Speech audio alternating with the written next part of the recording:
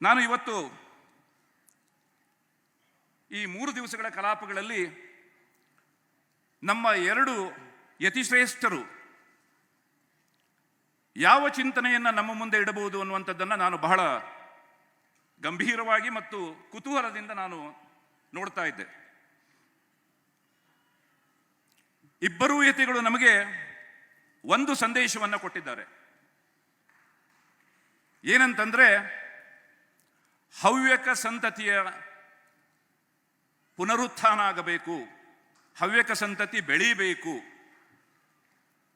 ಕೇವಲ ಬೆಳೀಬೇಕು ಅನ್ನುವಂಥ ಒಂದು ಮಾತನ್ನಷ್ಟೇ ಅವರು ಹೇಳಿಲ್ಲ. ಅವರು ನೀವು ಆ ಸಂತಾನವನ್ನು ಬೆಳೆಸಿದರೆ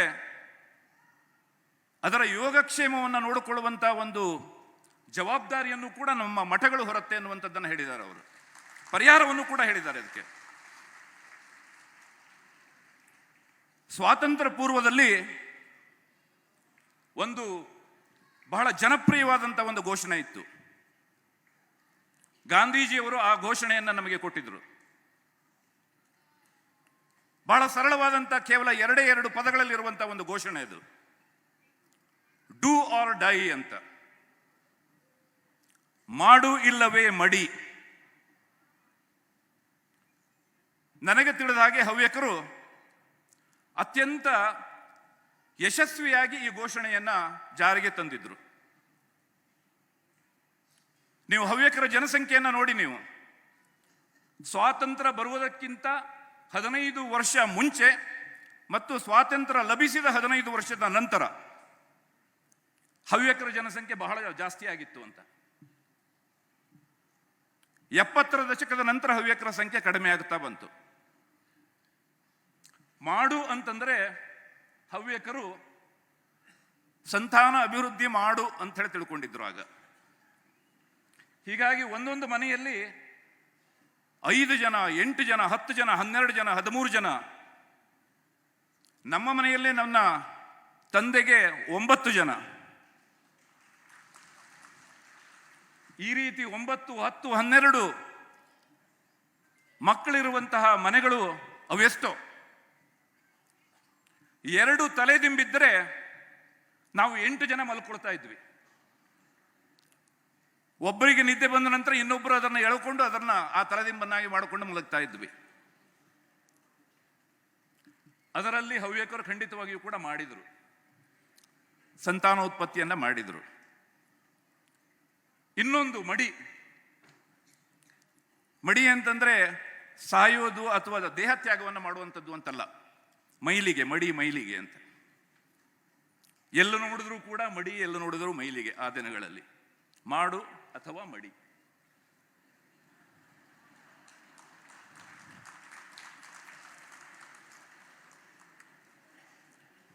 ಈಗ ನಮ್ಮ ಸ್ವಾಮೀಜಿಯವರು 2 ಜನ ಯತಿಶ್ರೇಷ್ಠರು ನಮಗೆ ಒಂದು ಸಂದೇಶವನ್ನು ಕೊಟ್ಟಿದ್ದಾರೆ. ಏನು? ಮತ್ತೆ ಅದೇ ಮಾಡು. ಎಲ್ಲರೂ ಹೇಳ್ತಾ ಇದ್ದಾರೆ ನಮ್ಮ ಸಂತಾನವನ್ನು ಅಭಿವೃದ್ಧಿ ಮಾಡಬೇಕು ಅಂತ. ಇಲ್ಲದಿದ್ದರೆ ಮಡಿ. ಮೈಲಿಗೆ ಮಡಿಯಲ್ಲ, ಹವ್ಯಕ ಸಂತತಿ ಮಡಿಯತ್ತೆ, ಹವ್ಯಕ ಸಂತತಿ ನಾಶ ಆಗತ್ತೆ ಅನ್ನುವಂಥ ಒಂದು ಮಾತನ್ನು ಹೇಳಿದರು. ಸ್ವಾತಂತ್ರ್ಯಕ್ಕಿಂತ ಪೂರ್ವದಲ್ಲಿ ಇದ್ದಂಥ ಒಂದು ಘೋಷಣೆಯನ್ನ ಈಗ ನಾವು ಅದಕ್ಕೆ ಸ್ಪಂದಿಸಿ ಅದನ್ನ ಸಕಾರಾತ್ಮಕವಾಗಿ ಸ್ಪಂದಿಸಬೇಕಾದಂಥ ಒಂದು ಅಗತ್ಯ ಇದೆ. Do or die. Bhimeshwara Joshi ಅವರು ನಿಮಗೀಗ ಸಾಧ್ಯ ಆಗಲಿಕ್ಕಿಲ್ಲ. ನಮ್ಮ ಶ್ರೀಮತಿಯವರು ಸಹಕರಿಸಿದ್ರೆ ನಾವು ಮಾಡಬಹುದು.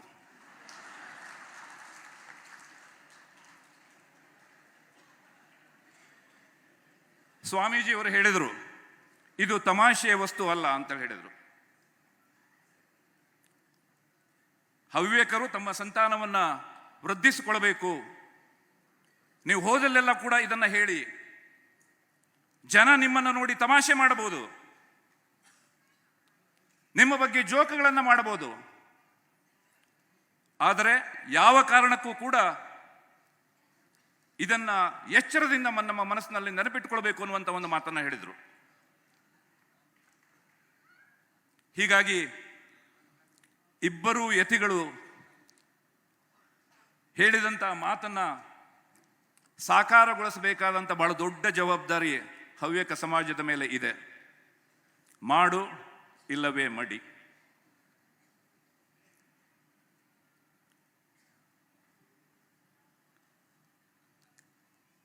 ಈ ಸಮಾವೇಶದಲ್ಲಿ ಮಾತನಾಡಿದಂಥ ಬಹುತೇಕ ಜನ ಹವ್ಯಕರನ್ನ ಬ್ರಾಕೆಟ್ ಅಲ್ಲಿ ವಾಚಾಮಗೋಚರವಾಗಿ ಹೊಗಳಿದ್ದನ್ನು ನಾವೆಲ್ಲರೂ ಕೂಡ ಕೇಳಿದ್ದೇವೆ.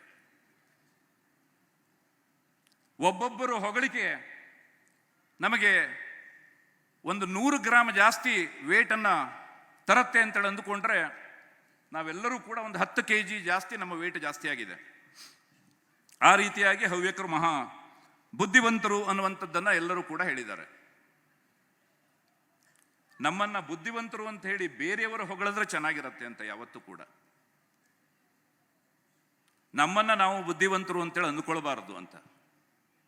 ನನ್ನನ್ನು ನಾನು ಬುದ್ಧಿವಂತ ಅಂತ ಅಂದ್ಕೊಂಡ್ರೆ ನಾನು ಬಹಳ ದೊಡ್ಡ ದಡ್ಡ ಅಂತ ಅರ್ಥ. ನಮ್ಮ ಮುಂದೆ ಬಹಳ ದೊಡ್ಡ ಸವಾಲುಗಳು ಕೂಡ ಇದೆ.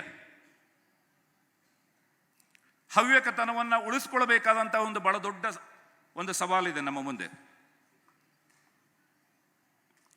ನಾವು ಅದರ ಬಗ್ಗೆ ಹೆಚ್ಚಿನ ಚಿಂತನೆಯನ್ನ ನಾವು ಯಾರೂ ಕೂಡ ಮಾಡ್ತಾ ಇಲ್ಲ.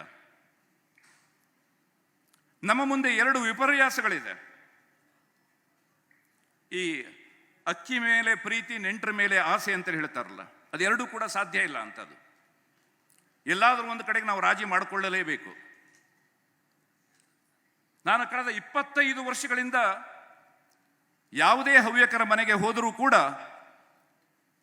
2 ಸಂಗತಿಗಳು ಪ್ರಧಾನವಾಗಿ ಚರ್ಚೆ ಆಗತ್ತೆ ಅಲ್ಲಿ. ಮೊದಲನೆಯದು, ಹಳ್ಳಿಗಳು ವೃದ್ಧಾಶ್ರಮ ಆಗ್ತಾ ಇದೆ ಅನ್ನುವಂಥದ್ದು. ಎರಡನೆಯದು, ಹವ್ಯಕ ಹುಡುಗರಿಗೆ ಹೆಣ್ಣು ಸಿಗೋಲ್ಲ ಅನ್ನುವಂಥದ್ದು. ಇನ್ನು ಎಷ್ಟು ವರ್ಷಗಳ ಕಾಲ, ಎಷ್ಟು ದಿವಸಗಳ ಕಾಲ ನಾವು ಈ ಸಮಸ್ಯೆಗಳನ್ನು ಹೇಳಬೇಕು ಅಂತ.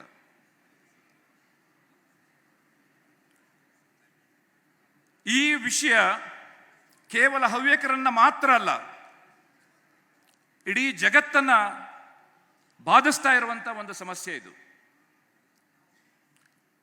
ಜಗತ್ತಿನ ಬಹುತೇಕ ದೇಶಗಳಲ್ಲಿರುವಂತಹ ಹಳ್ಳಿಗಳು ವೃದ್ಧಾಶ್ರಮಗಳಾಗಿದೆ. ಅದರಲ್ಲಿ 2 ಮಾತು ಇಲ್ಲವೇ ಇಲ್ಲ ಅಂತ. ನಮ್ಮ ಮಕ್ಕಳು ತೋಟದಲ್ಲೂ ಇರಬೇಕು, ಅಮೆರಿಕದಲ್ಲೂ ಇರಬೇಕು ಅನ್ನುವಂಥದ್ದು ಸಾಧ್ಯ ಇಲ್ಲ ಅಂತ.